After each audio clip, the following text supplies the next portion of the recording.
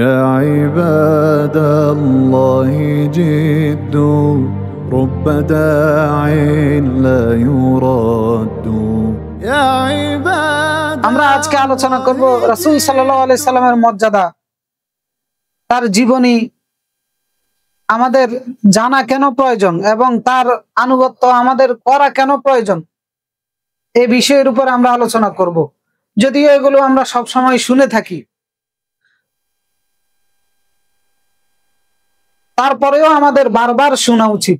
এই জন্যই শুনতে হবে, কারণ যার ব্যাপারে বেশি শুনি তার ব্যাপারে বেশি জানা হয়, আর যার ব্যাপারে আমাদের বেশি জানা হয় তার ব্যাপারে আমাদের মহব্বত তৈরি হয়, ভালোবাসা তৈরি হয়।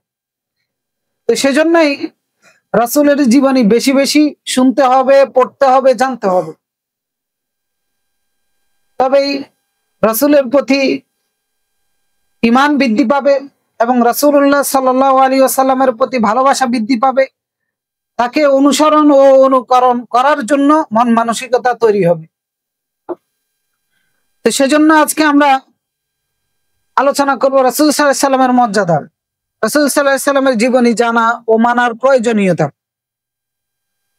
দেখেন, রাসূল সাল্লাল্লাহু আলাইহি ওয়াসাল্লামকে আল্লাহ তাআলা প্রেরণ করেছেন, এরকম নয় যে আসমান থেকে ডাইরেক্ট নামিয়ে দিয়েছেন, এরকম নয়, বরং মানুষের মধ্য থেকেই তাকে মনোনীত করেছেন, বাছাই করেছেন তার রাসূল হিসেবে, বার্তা বাহক হিসেবে। আল্লাহর পক্ষ থেকে যে বার্তাগুলো আছে মানব জাতির কাছে, সেগুলো পৌঁছে দেওয়ার জন্য আল্লাহ তাআলা মুহাম্মদ সাল্লাল্লাহু আলাইহি ওয়াসাল্লামকে মনোনীত করেছেন। এবং মনোনীত করে আল্লাহ তাআলা ঘোষণা দিলেন, ওয়ামা আরসালনাকা ইল্লা রাহমাতাল লিল আলামিন। গোটা বিশ্বের জন্য, এখানে মানুষ থাকতে পারে, দানব থাকতে পারে, অন্যান্য মাখলুকাত থাকতে পারে, একবারে সবার জন্যই আমি আপনাকে রহমত স্বরূপ হিসেবে প্রেরণ করেছি, সবার জন্য অনুগ্রহ। বিষয়টা এমন নয় যে শুধু মানুষের জন্য, একবারে সবার জন্য। তো সুতরাং একটা রহমত যদি প্রাপ্ত হই, আমাদের দায়িত্বটা কি? দায়িত্বটা হচ্ছে সেই রহমতটাকে গ্রহণ করা, সেটাকে কবুল করে নেওয়া, সেই রহমতের জন্য, অনুগ্রহের জন্য আল্লাহ শুকরিয়া আদায় করা, ওই রহমতটা পাওয়ার যে উদ্দেশ্য, সেই উদ্দেশ্যটা বাস্তবায়ন করা। তো এই জন্যই রাসূলুল্লাহ সাল্লাল্লাহু আলাইহি সাল্লাম রহমত স্বরূপ ছিলেন। কিরকম? তিনি যে শুধু তার অনুসারীদের জন্য রহমত স্বরূপ ছিলেন এরকম নয়, বরং তার শত্রু যারা ছিল তাদের জন্য তিনি রহমত স্বরূপ ছিলেন।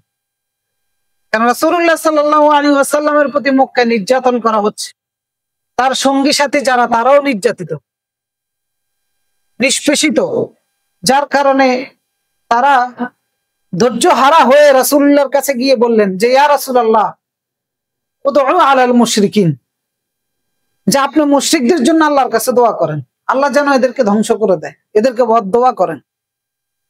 রাসূল সাল্লাল্লাহু আলাইহি সাল্লাম তখন বললেন, ইন্নী লাম উবআস লাআনান ওয়া ইন্নামা বুইসতু রাহমাতান, যে অভিশাপ দেওয়ার জন্য আমাকে পাঠানো হয় নাই, আমি অভিশাপ দানকারী নয়, আমাকে পাঠানো হয়েছে রহমত স্বরূপ, অনুগ্রহ করার জন্য, দয়া দেখানোর জন্য।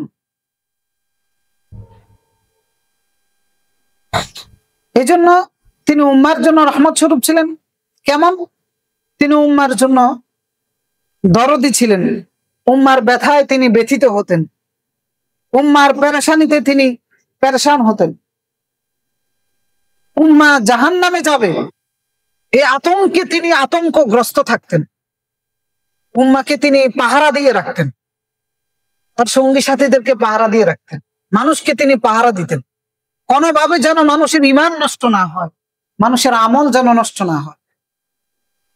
আল্লাহ রাব্বুল আলামিন এই গুণগুলো উল্লেখ করেছেন সূরা তাওবার 128 নম্বর আয়াতে। আল্লাহ তাআলা বলেছেন, লাকাদ জাআকুম রাসূলুম মিন আনফুসিকুম, তোমাদের মধ্য থেকে একজন রাসূল তোমাদের কাছে এসেছেন, আজিজুন আলাইহি মা আনিতুম, তোমাদের কষ্টগুলো তার জন্য কষ্টদায়ক, শারীরিক হতে পারে, মানসিক হতে পারে, অথবা আধ্যাত্মিক হতে পারে, অন্য যে কোনো কষ্ট হতে পারে, সেটাও রাসূলের জন্য কষ্টদায়ক ছিল। হারিসুন আলাইকুম, তিনি তোমাদের পাহারাদার, সদা সর্বদাই তিনি সতর্ক থাকেন তোমাদের জন্য। রাউফুম বিল মুমিনিন রাউফুর রহিম, মুমিনদের প্রতি তিনি সহনশীল, দয়ালু। তিনি পাহারা দিয়ে রাখতেন তার সঙ্গী সাথীদেরকে, যেন ঈমান নষ্ট না হয়, আমল যেন নষ্ট না হয়। সুতরাং বোঝা যাচ্ছে যে আল্লাহ তাআলা রাসূলকে কিরকম রহমত বানিয়েছেন। আমার ঈমান হেফাজত করার দায়িত্ব আমার, আমার জান্নাত পাওয়ার দায়িত্ব আমার, জাহান্নাম থেকে বাঁচার দায়িত্ব আমার। কিন্তু এই পেরেশানিগুলো রাসূল করতেন, উম্মতের জন্য এই পেরেশানিগুলো ছিল ওনার, এমন ছিল যে দায়িত্বটা ছিল ওনার। এই জন্য আল্লাহ তাআলা বলেছেন আরসালনাকা রাহমাতাল লিল আলামিন, বিশ্বজাহানের জন্য রহমত স্বরূপ প্রেরণ করেছে। তিনি বলেছেন তিনি উম্মতের জন্য নিবেদিত প্রাণ ছিলেন। তিনি তার জান প্রাণ উজাড় করে দিয়েছেন উম্মতের জন্য। যত কষ্ট সয়েছেন, যত ত্যাগ করেছেন, যত ব্যথা পেয়েছেন, যত কিছু বিসর্জন দিয়েছেন, যত কিছু থেকে বঞ্চিত হয়েছেন, সবকিছু কার জন্য ছিল? উম্মতের জন্য ছিল। এই জন্য রাসূল সাল্লাল্লাহু আলাইহি সাল্লাম তিনি বলেছেন ইন্নামা আনা রাহমাতুন মাহদাতুন, আমি উম্মতের জন্য, আমি হচ্ছি রহমত স্বরূপ এবং আমি নিবেদিত প্রাণ। রাসূলুল্লাহ সাল্লাল্লাহু আলাইহি সাল্লামের উপর মক্কার লোকেরা নানান রকম অত্যাচার করেছে, নানান রকম প্রোপাগান্ডা চালিয়েছে, নানান রকমের বিদ্রুপ করেছে, ঠাট্টা তামাশা করেছে, নানান রকম অসম্মানজনক বিভিন্ন ধরনের উক্তি দিয়ে তাকে সংজ্ঞায়িত করেছে। রাসূলুল্লাহ একবার আকাশের দিকে তাকিয়েছেন, দেখেন যে জিবরিল তাকে ডাক দিয়ে বলতেছে ইন্নাল্লাহা ক্বাদ সামিআ ক্বাওলা কওমাকা লাক, আপনার কওম আপনাকে যা বলতেছে সব কিছু শুনেন কে? আল্লাহ। বলতেছে আল্লাহ সব শুনেছে। আপনাকে যে কষ্টদায়ক কটূক্তিগুলো তারা করেছে সব কে শুনেছে? আল্লাহ শুনেছে। এরপর জিবরিল পরিচয় করে দিচ্ছে ওয়ামা রাদ্দু আলাইক, আপনি যে তাদেরকে আল্লাহর দিকে ডাকতেছেন এর প্রতি উত্তরে তারা কি জবাব আপনাকে দিচ্ছে এগুলো জানে কে? আল্লাহ। এরপর জিবরিল বলতেছেন ক্বাদ বাআসা ইলাইকা মালাকাল জিবাল লিতা'মুরাহু বিমা শি'তা ফীহিম, আল্লাহ তাআলা আপনার কাছে পাহাড়ের ফেরেশতা, দায়িত্বরত ফেরেশতাকে পাঠিয়েছে, আপনার যা ইচ্ছা হয় তা আদেশ করুন। এরপর পাহাড়ের ফেরেশতা বলতেছে ইন শি'তা আন উতবিকা আলাইহিমুল আখশাবাইন, আপনি যদি বলেন তাহলে দুইটা বিশাল বড় পাহাড় আছে, এই পাহাড় দুইটা দিয়ে এদেরকে চাপা দিয়ে দিব। এখন কেমন দরদি ছিলেন, কেমন অনুগ্রহকারী ছিলেন। তিনি বললেন বাল আরজু আন ইয়াখরুজাল্লাহু মিন আসলাবিহিম মিন বা'দিল্লাহ, বরং আমি আশা করি আল্লাহ রাব্বুল আলামিন এদের বংশধরদের থেকে এমন একটা প্রজন্ম বের করে নিয়ে আসবেন যারা মাইয়াবুদাল্লাহা ওয়াহদাহু লা শারীকা, যারা এক আল্লাহর দাসত্ব করবে, আল্লাহর সাথে কোনো অংশীদারিত্ব করবে না। এই আশায় আল্লাহ তাআলা, আল্লাহ রাসূল সবাইকে ক্ষমা করে দিচ্ছে। আব্দুল্লাহ ইবনে মাসউদ রাদিয়াল্লাহু তাআলা আনহু, তিনি সহিহ বুখারী 3477 নম্বর হাদিস, তিনি বলতেছেন যে কাআন্নী আনজুরু ইলা নবী সাল্লাল্লাহু আলাইহি ওয়াসাল্লাম ইয়াহকি নাবিয়্যাম মিনাল আম্বিয়া, মনে হচ্ছে যেন আমি এখন রাসূলের দিকে তাকিয়ে আছি। কেন? দরাবাহু কওমাহু ফাদমাউহু, তো তার কওম তাকে মারধর করতেছে, তাকে রক্তাক্ত করে দিচ্ছে। মনে হচ্ছে যেন আমি নিজের চোখে এখন দেখতেছি এরকম। তিনি তার হাত দিয়ে মুখের রক্তগুলো মুছতেছেন আর বলতেছেন আল্লাহুম্মা গফির লিকওমি ফাইন্নাহুম লা ইয়ালামুন, হে আল্লাহ আপনি আমার কওমকে, আমার স্বজাতিকে, যারা আমাকে রক্তাক্ত করে দিয়েছে, যারা আমার শরীর থেকে রক্ত ঝরাচ্ছে, আপনি তাদেরকে ক্ষমা করে দেন, কারণ তারা অজ্ঞ, তারা বুঝে না। কিরকম দরদি ছিলেন, যারা তাকে মেরে রক্তাক্ত করে দিচ্ছে, রক্ত মুছতে মুছতে আল্লাহর কাছে কোনো বদদোয়া নয়, কোনো অভিযোগ নয়, কোনো শিকায়েত নয়, কোনো আক্ষেপ নয়, বরং দোয়া করতেছে যে আল্লাহ অবুঝেরা ক্ষমা করে দেন এদেরকে। এই জন্য আল্লাহ তাআলা বলেছেন ওমা আরসালনাক ইল্লা রাহমাতাল লিল আলামিন, এই বিশ্বজাহানের জন্য আপনাকে রহমত ছাড়া অন্য কোনো উদ্দেশ্য বানিয়ে প্রেরণ করিনি। এই জন্য আবু মুসা আশআরী রাদিয়াল্লাহু তাআলা বলেছেন যে রাসূল সাল্লাল্লাহু আলাইহি ওয়াসাল্লাম তার পরিচয় দিচ্ছিলেন যে আনা মুহাম্মদ ওয়া আহমদ আমি মুহাম্মদ এবং আহমদ ওয়াল ওয়াল মুকাফফি, অর্থাৎ নবীদের যে ধারাবাহিকতা রক্ষাকারী তাদের অনুসারী আমি, ওয়াল হাসির, এবং সংগ্রহকারী অর্থাৎ আল্লাহর পথের যাত্রী সংগ্রহকারী, ওয়া নবিয়্যুত তাওবা ওয়া নবিয়্যুর রাহমা, আমি হচ্ছি তাওবার নবী, আমি হচ্ছি রহমতের নবী। এই পরিচয়গুলো রাসূলের ব্যাপারে কে দিয়েছেন? রাসূলুল্লাহ নিজেই দিয়েছেন। কেন তিনি উম্মতের জন্য রহমত স্বরূপ ছিলেন? কারণ তিনি পথহারা উম্মতকে সঠিক পথের দিশা দিয়েছেন, অন্ধকার জগৎ থেকে উম্মতকে আলোর জগতে নিয়ে এসেছেন। উম্মাহ মিছিল করে স্রোতের সাথে জাহান্নামের দিকে যাচ্ছে, সেই উম্মতকে তিনি জাহান্নামের রাস্তা থেকে জান্নাতের রাস্তায় নিয়ে এসেছেন। রাসূল সাল্লাল্লাহু আলাইহি ওয়াসাল্লাম নবুয়ত পাওয়ার আগেই তিনি পেরেশান ছিলেন যে এই বিশৃঙ্খলাপূর্ণ সমাজটাকে কিভাবে পরিবর্তন করবেন, এই অসঙ্গতিগুলো কিভাবে তিনি দূর করবেন, এটা নিয়ে পেরেশানে ছিলেন। তিনি কোনো দিশা পাচ্ছিলেন না যে সঠিক পথ কিভাবে তাদেরকে দেখাবেন। যার কারণে আল্লাহ তাআলা সূরা দোহার মধ্যে বলেছেন, আলাম ইয়াজিদকা ইয়াতীমান ফাআওয়া ওয়া ওয়াজাদাকা দাল্লান ফাহাদা, আমি কি আপনাকে পথহারা হিসেবে পাই নাই? অর্থাৎ তিনি কোনো পথ খুঁজে পাচ্ছিলেন না যে উম্মতকে কিভাবে পথ দেখাবেন, সমাজের অসঙ্গতিগুলো কিভাবে দূর করবেন, এই অন্ধকার জগৎ থেকে কিভাবে মানুষকে বের করে নিয়ে আসবেন। ফাহাদা, পথ দেখিয়ে দিয়েছেন কে? আল্লাহ তাআলা।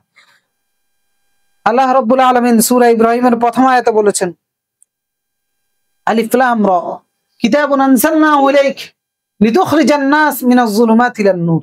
তিনি খুঁজতেছিলেন কিভাবে উম্মতকে অন্ধকার জগৎ থেকে বের করে নিয়ে আসবেন। আল্লাহ রাব্বুল আলামিন তখন কোরআন নাজিল করে দিলেন। নাজিল করে দিয়ে তার কাছে একটা হাতিয়ার দিয়ে দিলেন, যে হাতিয়ার দিয়ে আপনি মানুষকে অন্ধকার জগৎ থেকে আলোর জগতে নিয়ে যান। আলিফ লাম রা কিতাবুন আনজালনাহু ইলাইক, এমন একটি কিতাব আপনার উপর নাজিল করে দিয়েছি, লিতুখরিজান নাস মিনাজ যুলুমাতি ইলান নূর, এই কিতাব দিয়ে আপনি মানুষকে অন্ধকার জগৎ থেকে নিয়ে যাবেন আলোর জগতে, বিইذনি রাব্বিহিম, তাদের রবের অনুমতি ক্রমে, ইলা সিরাতিল আজিজিল হামিদ, মহাপরাক্রমশালী মহা প্রশংসিত আল্লাহ রাব্বুল আলামিনের পথের দিকে নিয়ে আসবেন এই কোরআন দিয়ে। কারণ রাসূল সাল্লাল্লাহু আলাইহি ওয়াসাল্লাম নিজেও জানতেন না যে সমাধান কোত্থেকে আসবে, কিভাবে করবে। আল্লাহ তাআলা বলেছেন, ওমা কুনতা তারজু ইলাইকা ইউলকা ইলাইকাল কিতাব, আপনি কখনো ভাবেননি, আপনি কখনো আশা করেননি যে আল্লাহ আপনার উপর কিতাব নাজিল করবে। ওয়াকাযালিকা আওহাইনা ইলাইকা রূহাম মিন আমরিনা মা কুনতা তাদরি মাল কিতাব ওয়ালাল ঈমান, ঈমান কি, কিতাব কি, কিছুই আপনি জানতেন না, কিন্তু উম্মাহ নিয়ে পেরেশানির মধ্যে ছিলেন। আল্লাহ রাব্বুল আলামিন এই কোরআন দিয়ে দিলেন, বাস এরপরে দায়িত্ব দিলেন, ওয়ানদির আশীরাতাকাল আকরাবিন লিতুনজিরা উম্মাল কুরা ওয়া মান হাওলাহা, কোরআন দিয়ে দায়িত্ব দিয়ে দিলেন, সতর্ক করতে থাকুন নিকট আত্মীয়দেরকে, আপনার চতুর্পাশে যারা বসবাস করে তাদেরকে। এরপর আরো নির্দেশনা দিলেন যে ইয়া আইয়ুহান নবী ইন্না আরসালনাকা শাহিদান ওয়া মুবাশশিরান ওয়া নাযীরা, হে নবী আমি আপনাকে সাক্ষী হিসেবে, সতর্ককারী হিসেবে, সুসংবাদদাতা হিসেবে প্রেরণ করেছি। কুল ইয়া আইয়ুহান নাস ইন্নী রাসূলুল্লাহি ইলাইকুম জামিআ, আপনি মানুষকে বলে দেন, হে মানব জাতি, তোমাদের সকলের কাছে আমাকে রাসূল হিসেবে প্রেরণ করা হয়েছে।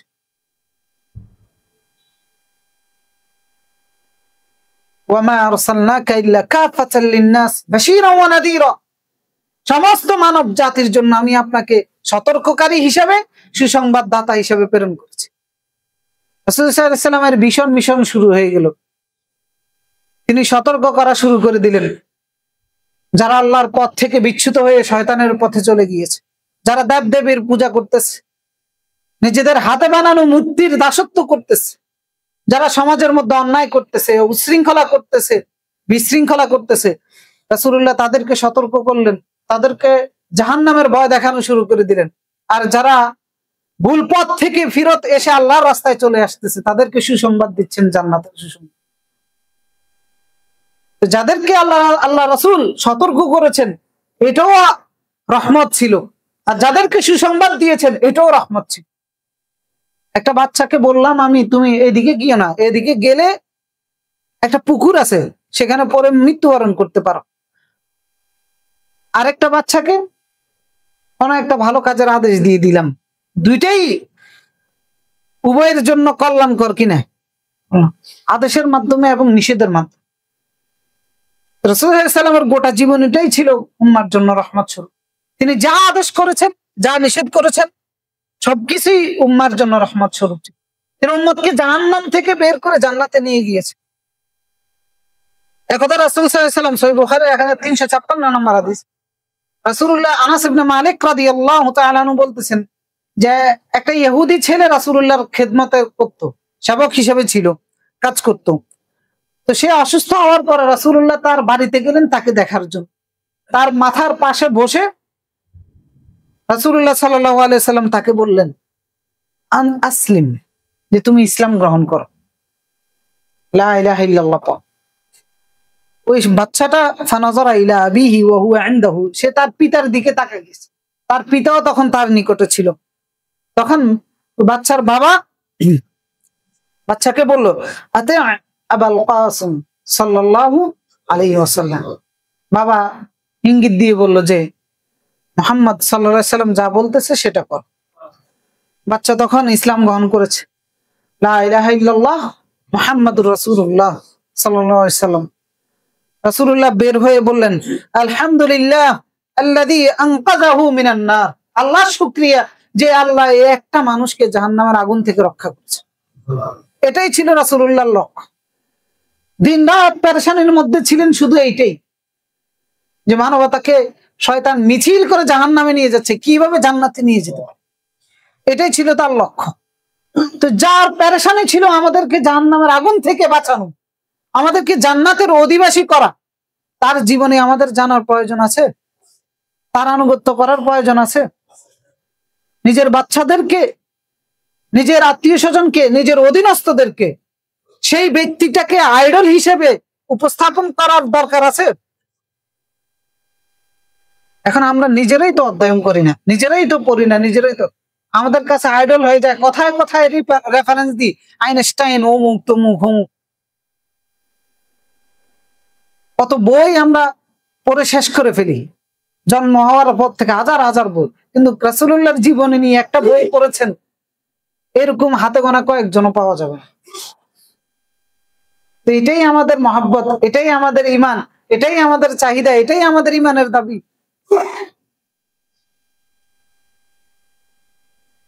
সুতরাং রাসূলুল্লাহ সাল্লাল্লাহু আলাইহি ওয়াসাল্লামের জীবনীটা আমাদেরকে পড়তে হবে। যার পেরেশানিটাই ছিল আমাকে নিয়ে, আর আমি তাকে নিয়ে কোনো অধ্যয়নই করলাম না, তাকে নিয়ে কম কিছু জানলামই না, হতভাগা আমি, কপাল পোড়া আমি। এই জন্য রাসূলুল্লাহ সাল্লাল্লাহু আলাইহি ওয়াসাল্লামের জীবনী আমাদেরকে অধ্যয়ন করতে হবে।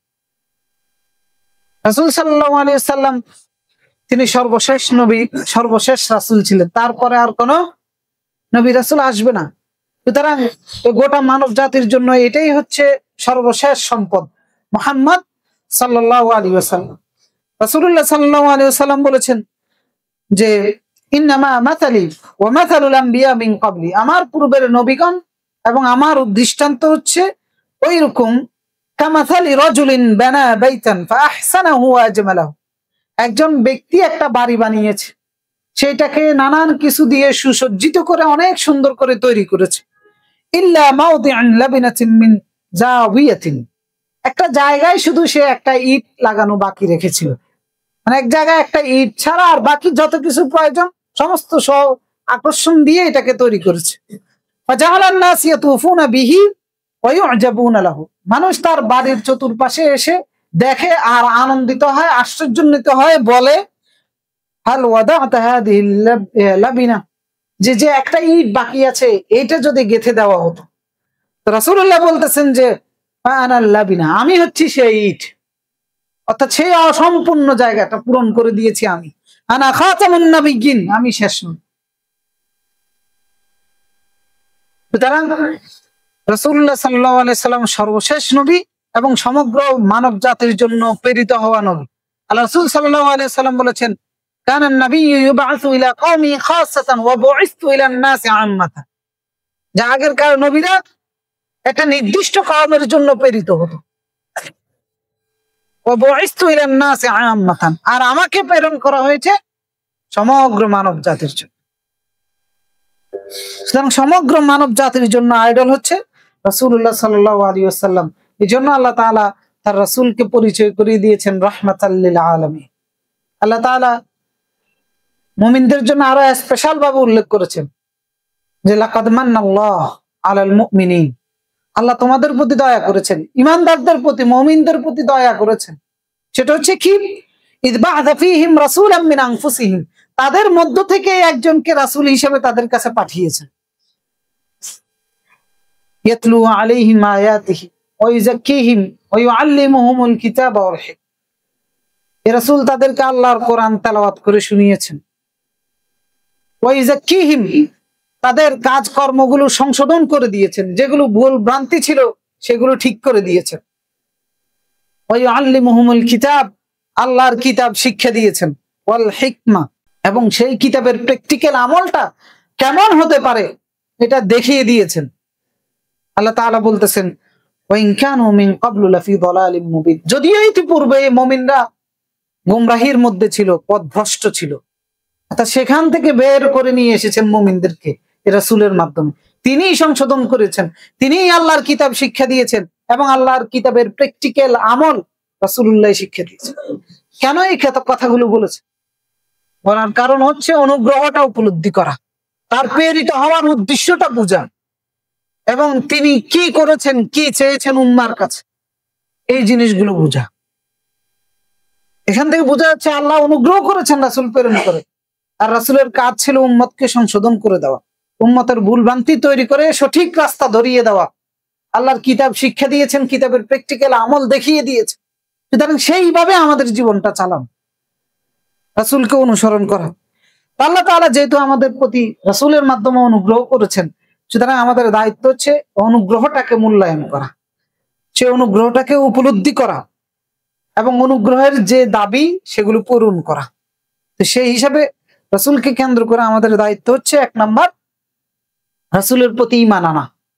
রাসূলের প্রতি কি আনা? ঈমান আনা। রাসূলের প্রতি বিশ্বাস স্থাপন করা। যেহেতু রাসূলুল্লাহ বলেছেন, আল্লাহ তাআলা তাকে বলেছেন ঘোষণা দেওয়ার জন্য, কুল ইয়া আইয়ুহান নাস ইন্নী রাসূলুল্লাহি ইলাইকুম জামিআ, হে মানব মণ্ডলী, তোমাদের সকলের কাছে আমাকে রাসূল হিসেবে প্রেরণ করা হয়েছে। এরপর আল্লাহ তাআলা বলেন আমিনু বিল্লাহি ওয়া রাসূল, ঈমান আনো আল্লাহর প্রতি এবং তার রাসূলের প্রতি। তার প্রথম দায়িত্ব হচ্ছে যে রাসূলুল্লাহর প্রতি ঈমান আনা। আল্লাহ তাআলা সূরা ফাতহের মধ্যে বলেছেন, ইন্না আরসালনাকা শাহিদান ওয়া মুবাশশিরান ওয়া নাযীরা, আপনাকে সাক্ষী হিসেবে প্রেরণ করেছি, সতর্ককারী হিসেবে প্রেরণ করেছি, সুসংবাদ দাতা হিসেবে প্রেরণ করেছি। লিতুমিনু, কারণ যেন তারা ঈমান আনে, যেন তোমরা তার প্রতি ঈমান আনো। এবং প্রথম দায়িত্ব হচ্ছে রাসূলের প্রতি কি আনা? ঈমান আনা। এখন কেউ যদি ঈমান না আনে সে কি হবে? কাফের হবে, আর তার ঠিকানা কোথায় হবে? জাহান্নাম হবে। আল্লাহ রাব্বুল আলামিন সূরা ফাতহের 13 নম্বর আয়াতে বলেছেন, ওয়ামান লাম ইউমিন বিল্লাহি ওয়া রাসূল, যে আল্লাহর প্রতি এবং তার রাসূলের প্রতি ঈমান আনবে না, ফাইন্না আ'তাদনা লিল কাফিরিনা সাঈরা, ওই সমস্ত কাফেরদের জন্য আমি জাহান্নাম তৈরি করে রেখে দিয়েছি। সুতরাং জাহান্নাম থেকে বাঁচার জন্য, কাফের থেকে নিজেকে মুক্ত করার জন্য রাসূলের প্রতি কি আনতে হবে? ঈমান আনতে হবে। সকল ধরনের এমন ঈমান আনতে হবে যে ঈমান সন্দেহযুক্ত নয়, সংশয়যুক্ত নয়। সন্দেহ সংশয়ের ঊর্ধ্বে উঠে দৃঢ়তার সাথে রাসূল সাল্লাল্লাহু আলাইহি সাল্লামের প্রতি ঈমান আনতে হবে। যার কারণে ঈমানদারদেরকে আল্লাহ আবার নির্দেশ দিচ্ছেন যে আমিনু বিল্লাহ, ইয়া আইয়ুহাল্লাযীনা আমানু আমিনু বিল্লাহি ওয়া রাসূল, হে ঈমানদাররা তোমরা আল্লাহর প্রতি এবং রাসূলের প্রতি ঈমান আনো। ঈমানদাররা তো ঈমানদার, আবার বলার দরকার কি ঈমান আনো, যাতে করে ঈমানটা সন্দেহ সংশয়ের ঊর্ধ্বে উঠে, কোন ধরনের সংকোচ যেন ভিতরে কাজ না করে। কারণ সন্দেহ সংশয়ের ভিত্তিতে যদি রাসূলের প্রতি ঈমান আনি, সেই ঈমানের দাবিতে সত্যবাদী হবে না, সেই ঈমান দিয়ে কোনো কাজে আসবে না। আল্লাহ রাব্বুল আলামিন সূরা হুজুরাতের মধ্যে বলেছেন, ইন্নামাল মুমিনুনা আল্লাযীনা আমানু বিল্লাহি ওয়া রাসূলি, নিশ্চয়ই আল্লাহর প্রতি এবং রাসূলের প্রতি ঈমানদার হচ্ছে তারা, সুম্মা লাম ইয়ারতাবু, যারা ঈমান এনেছে অতঃপর সন্দেহের মধ্যে পতিত হয়নি, ওয়াজাহাদু বিআমওয়ালিহিম ওয়া আনফুসিহিম, নিজেদের জান দ্বারা নিজেদের মাল দ্বারা প্রচেষ্টা চালিয়েছে, উলাইকা হুমুস সাদিকুন, এরাই হচ্ছে সত্যবাদী ইমানের দাবিতে। উপরে চলে যান, উপরে চলে যান। উলাইকা হুমুস সাদিকুন, এরাই হচ্ছে সত্যিকারের ইমানদার। তো সুতরাং রাসূলের প্রতি সত্যিকারের ইমান যদি আনতে হয়, সেই ইমানটাকে সন্দেহ সংশয়ের ঊর্ধ্বে রাখতে হবে। কোনো ধরনের সন্দেহ করা যাবে না রাসূলের কোনো কিছুর উপর, তার আদেশের উপরে, নিষেধের উপরে, অথবা তার কোনো কর্মকাণ্ডের উপরে কোনো ধরনের সন্দেহ সংশয় এগুলো রাখা যাবে না। কোনো ফয়সালা, তার কোনো ফয়সালার উপরে এইভাবেই ইমান আনতে হবে। 2 নাম্বার হচ্ছে রাসূলুল্লাহ সাল্লাল্লাহু আলাইহি ওয়াসাল্লামের আনুগত্য করা, তার অবাধ্য না হওয়া। রাসূল সাল্লাল্লাহু আলাইহি ওয়াসাল্লামের কি করা? আনুগত্য করা, তার অবাধ্য না হওয়া। কারণ আল্লাহ তাআলার নির্দেশ, ইয়া আইয়ুহাল্লাযীনা আমানু আতিউল্লাহ ওয়া আতিউর রাসূল, হে ইমানদাররা আনুগত্য করো কার? আল্লাহর এবং তার রাসূল। যদি তার অবাধ্য হয় তাহলে আল্লাহ তাআলা বলেছেন ঠিকানা হচ্ছে জাহান্নাম। আর যদি তার আনুগত্য করে, ওয়া ইউতিল্লাহা ওয়া রাসূলাহু ইউদখিলুহু জান্নাতিন তাজরি মিন তাহতিহা আল-আনহার খালিদিনা ফিহা যালিকাল ফাওজুল আযীম। তার আনুগত্য করলে আল্লাহ তাআলা বলতেছেন তার ঠিকানা হচ্ছে জান্নাত, আর এটাই হচ্ছে সফলতা। আর তার যদি অবাধ্য হয়, ওয়া মান ইয়াসিল্লাহ ওয়া রাসূলাহু ফাইন্না লাহু নার জাহান্নাম খালিদান ফিহা, যে আল্লাহ রাসূলের অবাধ্য হবে, আল্লাহ এবং তার রাসূলের অবাধ্য হবে, তার ঠিকানা হচ্ছে চিরস্থায়ী জাহান্নাম। তার নিজের সফলতার জন্য, নিজের জান্নাতের জন্য রাসূলের প্রতি ঈমানের পাশাপাশি তার আনুগত্য করতে হবে, তার অবাধ্য হওয়া যাবে না। আর রাসূলের আনুগত্য করা মানে হচ্ছে কার আনুগত্য করা? আল্লাহর আনুগত্য। আল্লাহ তাআলা সূরা নিসার মধ্যে বলেছেন, মাইয়ুতির রাসূল ফাকাদ আতা আল্লাহ, যে আল্লাহ রাসূলের আনুগত্য করে সে মূলত কার আনুগত্য করে? আল্লাহর আনুগত্য। রাসূলের আনুগত্য মানে তার আদেশ নিষেধের আনুগত্য করা। এজন্য আল্লাহ তাআলা বলেছেন, ওয়া মা আতাকুমুর রাসূল ফাখুযু ওয়া মা নাহাকুম আনহু ফান্তাহু, সূরা হাশরের 7 নম্বর আয়াত, যে রাসূল যা নিয়ে এসেছেন, বুঝে আসুক বা না আসুক, সেটা কি করো? গ্রহণ করো। সেটা কথা হতে পারে, কাজ হতে পারে, সিদ্ধান্ত হতে পারে, কোন নীতি হতে পারে, কোন পলিসি হতে পারে। চোখ বন্ধ করে অন্ধভাবে সেটা গ্রহণ করতে হবে। ওয়া মা নাহাকুম আনহু ফান্তাহু, আর যেটা তিনি নিষেধ করেছেন, বারণ করেছেন, সেটা চোখ বন্ধ করে বর্জন করতে হবে। আল্লাহ এবং তার রাসূলের স্বার্থের কাছে এসে আমাদেরকে অন্ধ হয়ে যেতে হবে। বুঝতে পারলে আলহামদুলিল্লাহ, না বুঝলেও নিজের ঈমানকে হেফাজত করার জন্য, নিজের জাহান্নাম থেকে রক্ষা পাওয়ার জন্য, জান্নাত নিশ্চিত করার জন্য আল্লাহ এবং তার রাসূলের ক্ষেত্রে এই নীতি অবলম্বন করতে হবে।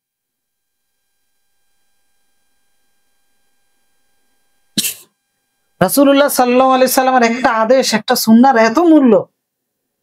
অনেকে হাদিসটাকে দুর্বল বলেছেন, আবার অনেকে হাদিসটাকে হাসান বলেছেন। সহিহ তিরমিজির মধ্যে এসেছে যে রাসূলুল্লাহ সাল্লাল্লাহু আলাইহি সাল্লাম বলতেছেন যে মান আহিয়া সুন্নতি ফাকাদ আহিয়ানি, যে আমার একটা সুন্নাহকে জীবিত করলো, অর্থাৎ যে আমার একটা সুন্নাহকে তার জীবনে আমলে নিয়ে আসলো, ফাকাদ আহিয়ানি, সে যেন আমাকে জীবিত করলো।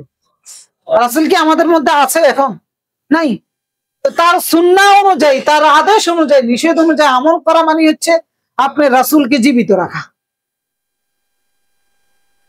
রাসূলকে এভাবে মূল্যায়ন করতে হবে, এভাবে তার আনুগত্য করতে হবে। আল্লাহ রাসূল সাল্লাল্লাহু আলাইহি সাল্লাম বললেন যে কুল্লু উম্মতি ইয়াদখুলুনাল জান্নাহ, আমার সমস্ত উম্মত জান্নাতে যাবে, ইল্লা মান আবা, তবে যে অস্বীকার করে, অর্থাৎ যে যেতে চায় না সে ছাড়া।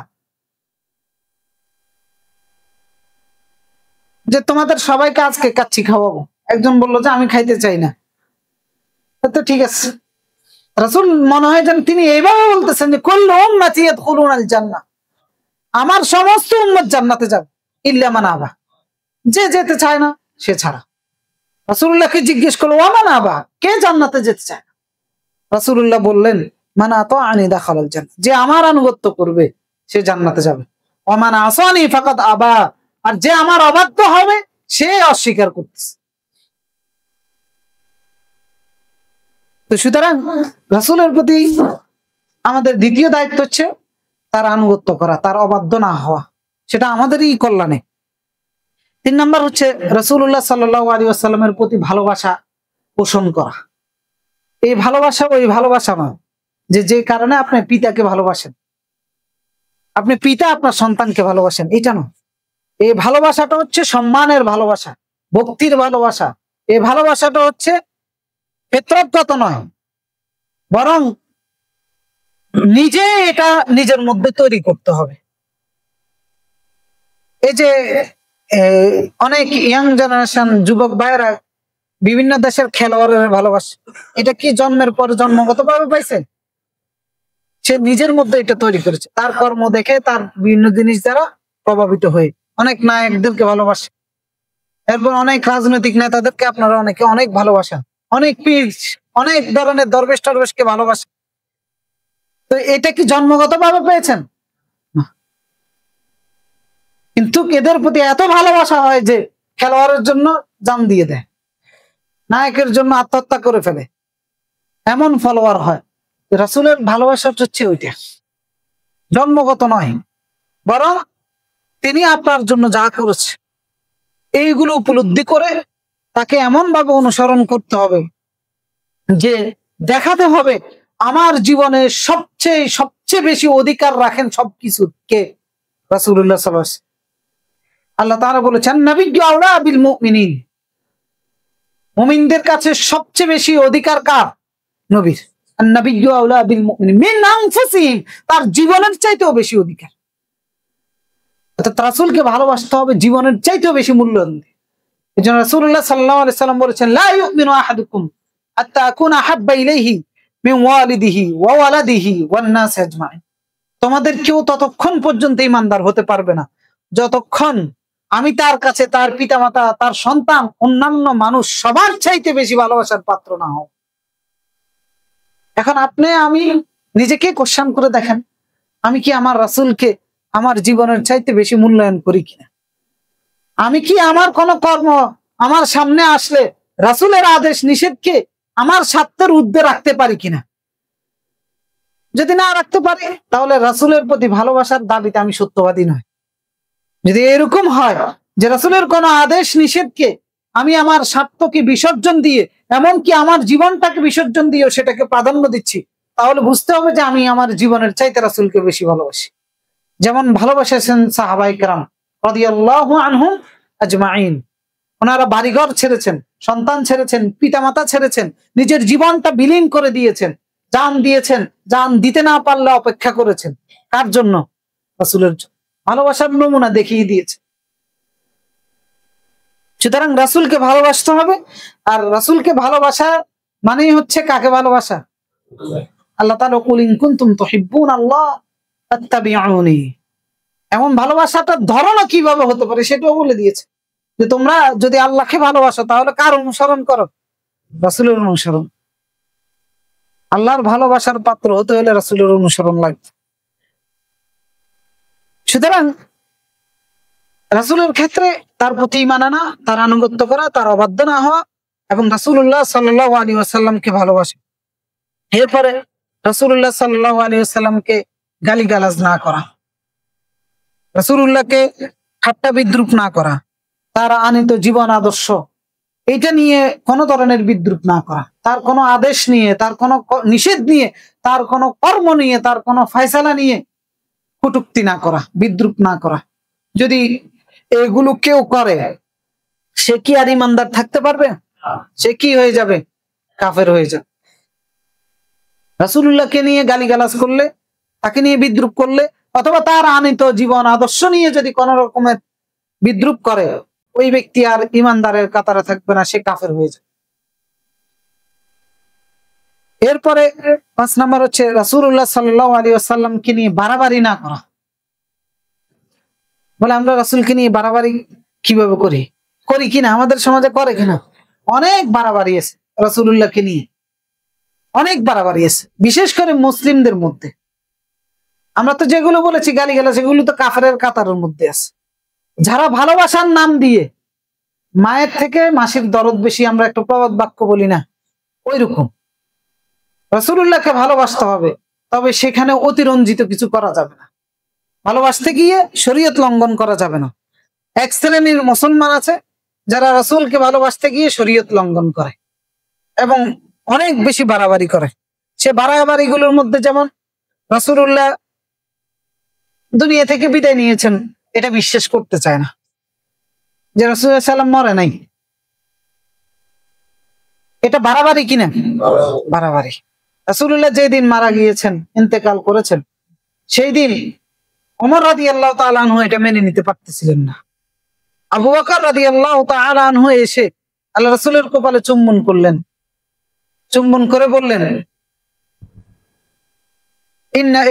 আবু বকর রাদিয়াল্লাহু তাআলা আনহু চুম্বন করে এরপর ঘোষণা দিলেন যে মান কানা ইয়াবুদু মুহাম্মাদ ফাইন্না মুহাম্মাদান ক্বাদ মাত।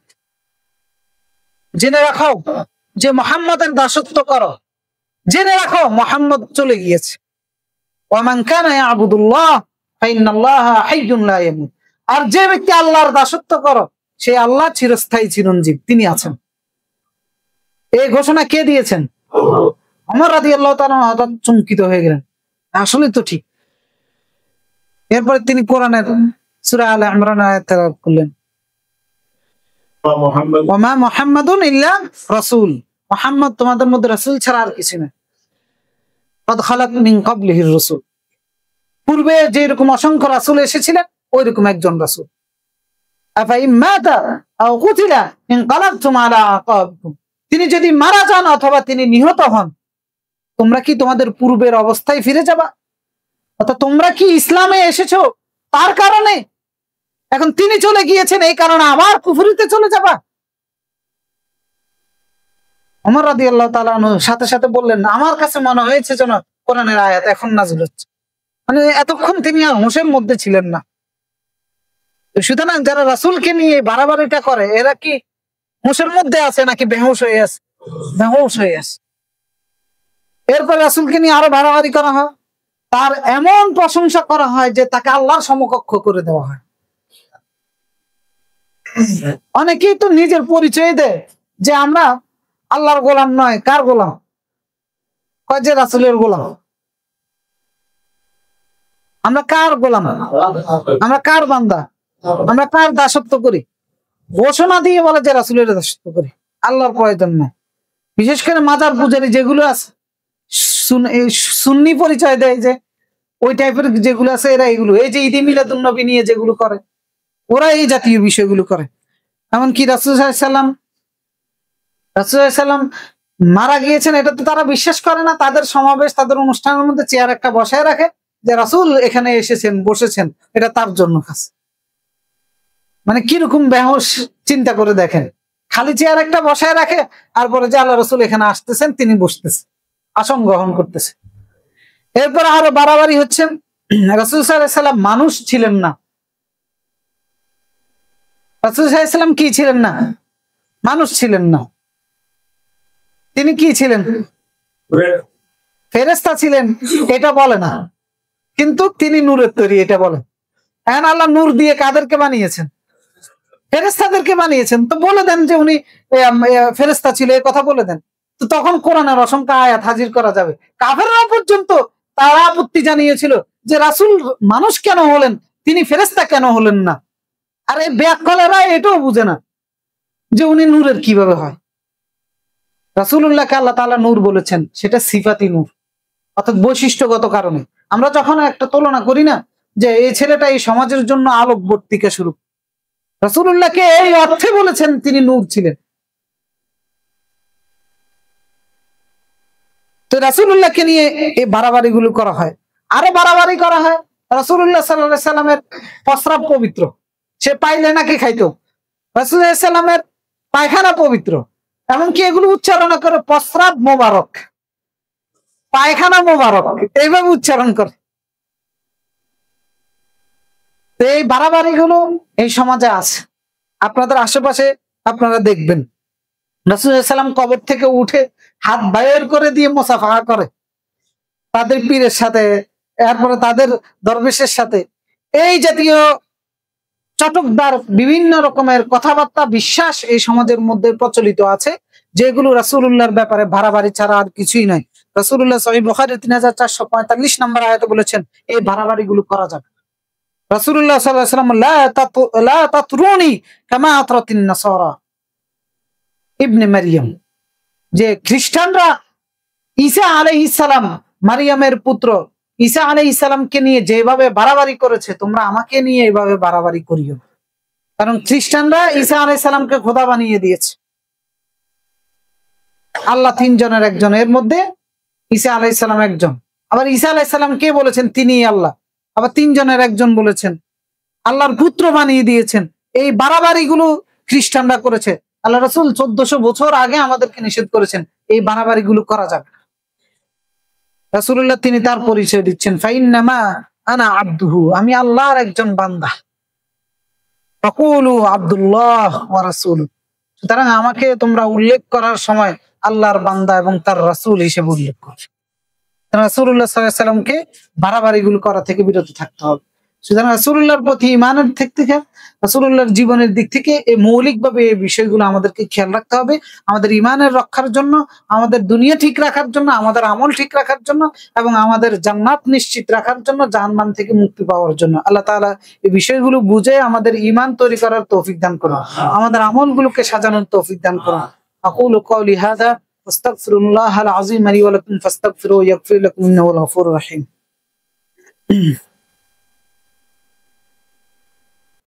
দেখেন রাসূল সাল্লাল্লাহু আলাইহি সাল্লামের জীবনী আমরা জানবো, রাসূলুল্লাহ সাল্লাল্লাহু আলাইহি সাল্লামের আনুগত্য আমরা করব, কিন্তু তাকে কেন্দ্র করে যে বাড়াবাড়িগুলো আছে সেইগুলো আমাদেরকে পরিহার করে চলতে হবে। কারণ ইসলামের একটা মৌলিক নীতিমালা হচ্ছে, ইসলাম কোনো ওইরকম মানুষের বানানো ধর্ম নয় যে এটা কিছু আনুষ্ঠানিকতার মধ্যে দিয়ে সীমাবদ্ধ, বরং ইসলাম হচ্ছে প্র্যাকটিক্যাল লাইফের নাম এবং বাস্তবসম্মত, কল্পনা প্রসূত নয়, বরং আমাদের জীবনের সাথে সাদৃশ্যপূর্ণ, অযৌক্তিক নয়। ইসলামের সবকিছুই হচ্ছে যৌক্তিক।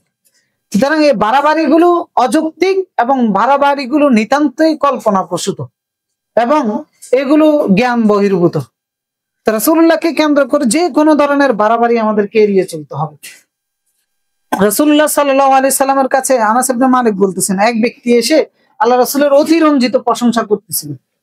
এসে বলতেছে যে ইয়া মুহাম্মদ, ইয়া সাইয়্যিদুনা ওয়া ইবনু সাইয়্যিদুনা, যে হে মুহাম্মদ, হে আমাদের নেতা, হে আমাদের নেতার পুত্র, ওয়া খায়রুনা ওয়া ইবনু খায়রুনা, হে আমাদের সবার মধ্যে উত্তম এবং আমাদের সবার মধ্যে উত্তম পিতার পুত্র। এইভাবে অতিরঞ্জিত কিছু বলতেছিল। রাসূলুল্লাহ সাল্লাল্লাহু আলাইহি সাল্লাম তখন সবাইকে ডাক দিয়ে বললেন, আইয়ুহান নাস আলাইকুম বিকাউলিকুম ওয়ালা ইস্তাহওয়ান্নাকুমুশ শাইতান, আমার ব্যাপারে কথা বলার ক্ষেত্রে তোমরা সাবধানতার সাথে কথা বলবা, শয়তান যেন তোমাদেরকে পথভ্রষ্ট না, বিভ্রান্ত না করে। সেটা হচ্ছে কি, এরপর রাসূলুল্লাহ সাল্লাল্লাহু আলাইহি সাল্লাম বলতেছেন বাড়াবাড়ি হচ্ছে। এরপর রাসূলুল্লাহ সাল্লাল্লাহু আলাইহি সাল্লাম শিক্ষা দিচ্ছেন, আনা মুহাম্মদ ইবনে আব্দুল্লাহ, আমি আল্লাহর বান্দা মুহাম্মদ, আমি আব্দুল্লাহর পুত্র মুহাম্মদ, আব্দুল্লাহি ওয়া রাসূলুহু, এবং আল্লাহর বান্দা এবং তার রাসূল। ওয়াল্লাহি মা উহিব্বু আন ইয়ারফাউনি ফাওকা মানজিলাতিল্লাতী আনজালানি আল্লাহু আযজা ওয়া জাল্লা, আল্লাহর কসম আমি এটা পছন্দ করি না আল্লাহ আমাকে যে মর্যাদা দিয়েছেন তোমরা সেই মর্যাদার ঊর্ধ্বে আমাকে উঠিয়ে দিবে। সুতরাং রাসূলুল্লাহকে আল্লাহ মর্যাদা দিয়েছেন কিনা, ওয়া রাফা'না লাকা যিকরা, আল্লাহ যা প্রশংসা করেছেন সেই প্রশংসাই যথেষ্ট। আল্লাহ যে দায়িত্ব দিয়েছেন সে দায়িত্ব পালন করাই যথেষ্ট, অতিরঞ্জিত কোনো কিছু করার প্রয়োজন নাই আল্লাহ রাসূলকে অনুসরণ করতে গিয়ে। সুতরাং আজকে আমরা মূলত যে বিষয়টা বোঝানোর চেষ্টা করেছি সেটা হচ্ছে যে রাসূলুল্লাহর মর্যাদাটা আমি একজন মুমিন হিসেবে, মুসলিম হিসেবে আমার কাছে কোন জায়গায় থাকা উচিত, আমার কাছে কোন জায়গায় আছে, আমি নিজে নিজকে প্রশ্ন করে জিনিসটা মূল্যায়ন করব এবং আমার সন্তানের কাছে, আমার পরিবারের কাছে, আমার যে কাজকর্মগুলো করে যাচ্ছি দৈনন্দিন জীবনে, আমি যে সিদ্ধান্ত নিচ্ছি আমার পরিবারের জন্য, সবার জন্য, জীবনের সকল ক্ষেত্রে আমি যা যা করতেছি অথবা যা যা করতেছি না, এই সকল ক্ষেত্রে আমি আমার রাসূলের জীবন আদর্শকে কোথায় রেখেছি এই উপলব্ধিটা করা। যদি সেইখানে ঘাটতি থাকে সেই ঘাটতিটা পূরণ করে আমার ভুলগুলো সংশোধন করে রাসূলুল্লাহর লাইফ স্টাইলটাকে অনুসরণ করার প্রচেষ্টা চালানো এবং তাকে সম্মান করা, তাকে মহাব্বত করা, কর্মের মাধ্যমে, কথার মাধ্যমে, আচরণের মাধ্যমে। ভুলেও যেন এইরকম কোনো কথাবার্তা মুখ দিয়ে উচ্চারণ না হয় যে কথার কারণে রাসূলের শান হুমকির মুখে পড়ে অথবা রাসূলের শান কমে যায়, রাসূলুল্লাহ সাল্লাল্লাহু আলাইহি ওয়াসাল্লামের মর্যাদা কমে যায়, এইরকম কোনো উচ্চারণও মুখ দিয়ে করা যাবে না, কারণ এগুলি ঈমানের পরিপন্থী কাজ। আল্লাহ তাআলা যে আলোচনা করেছে এই আলোচনার ভিত্তিতে বুঝে শুনে রাসূলের প্রতি ঈমান এবং তার প্রতি ভালোবাসা তার প্রতি আমাদের দায়িত্ব, তার অনুসরণ, এই সব কিছু ইনসাফের সাথে করার তৌফিক এবং যোগ্যতা আমাদের সকলকে দান করুন। আমরা আমাদের জীবনটা যেন রাসূলুল্লাহর আদর্শ দিয়ে সাজাতে পারি, সেই ঈমান, সেই তৌফিক, সেই যোগ্যতা আমাদের সকলকে দান করুন।